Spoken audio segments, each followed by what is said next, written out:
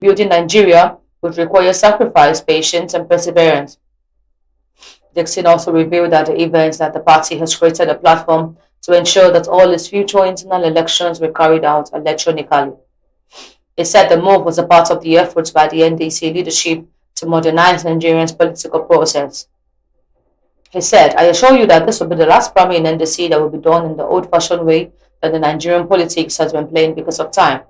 All other primaries, even 6 months from now, the party will be set for electronic voting. Every registered voter will use their phone to vote because this is a direction Nigeria elections should be going.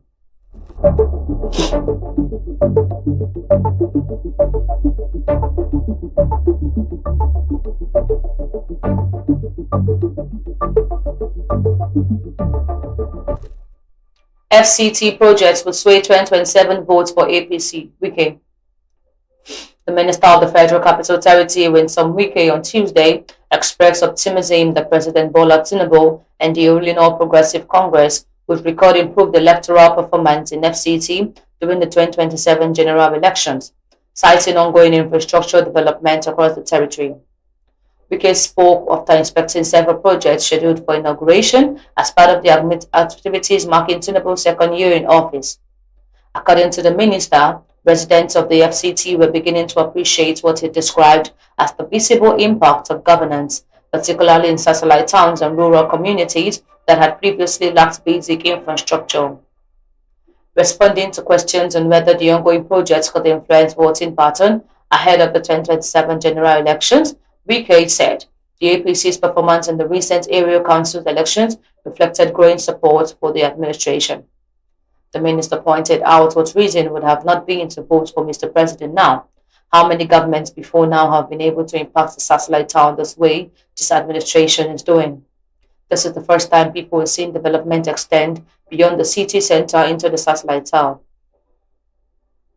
The former Rivers State governor cited the inauguration of the A2 Pi Road in Kwali as evidence of the administration's effort to bring developmental to rural communities, noting that it marked the first time the sitting president visited the area to inaugurate the project. Wike also challenged opposition figures to visit the FCT and assess the projects being executed by the administration. The minister disclosed that at least 20 projects will be inaugurated during the anniversary celebration, although the number could increase as most projects near completion. I said not less than 20 projects, but it may be even more than 20 because I did not include the water projects at Buari and Karu. There are also projects in Abuja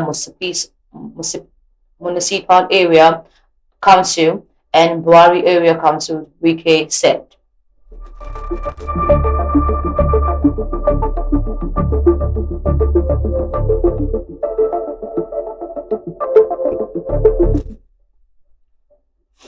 NAF bombs terrorist hideout in Sambisa, kills fighters. The Nigerian Air Force has said its counter-terrorism operations in Borno State targeted identified terrorist hideouts and logistic structures at Biramiri in Gezuwa general area of the state. According to a statement on Tuesday by the Director of Public Relations and Information's headquarters, Nigerian Air Force, Air Commodore Ehimen Ejodame, the operation followed credible intelligence, surveillance, and reconnaissance reports. Ejodame said the coordinated precision strikes destroyed key terrorist facilities and neutralized several insurgents operating within the area. He added that the sustained air offensive had continued to create fear and confusion among terrorist elements across the Sambisa axis. According to him, intelligence assessments indicated growing apprehensions and disorientation within the ranks of the insurgents as continuous bombardment denied them freedom of movement and safe haven. The NAF, in concert with troops of Operation Haidin Kai and other security agencies, remains resolute in maintaining relentless pressure on terrorist networks while reinforcing its commitment to protecting innocent lives and restoring lasting peace and security across the Northeast, the statement added.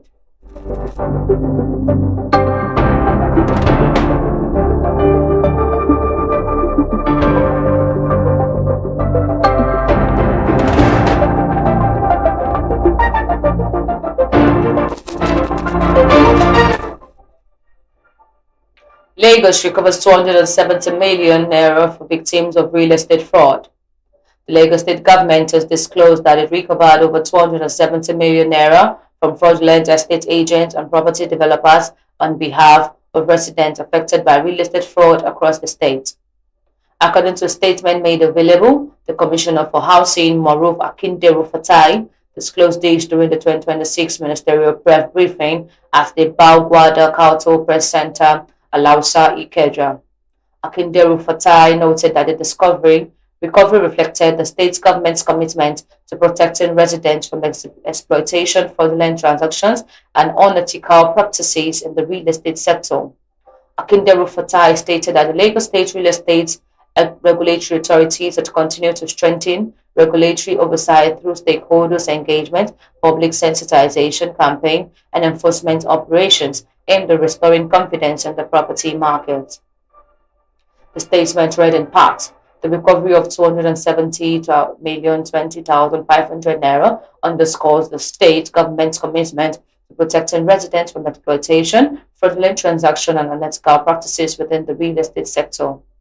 Lasreros continue to strengthen regulatory oversight through aggressive stakeholders' engagement, public sensitization campaigns, and enforcement operations targeted at restoring confidence in the property market. He explained that the authority collaborated with relevant stakeholders to organize forums across the 57 local government areas and local council development areas in the state.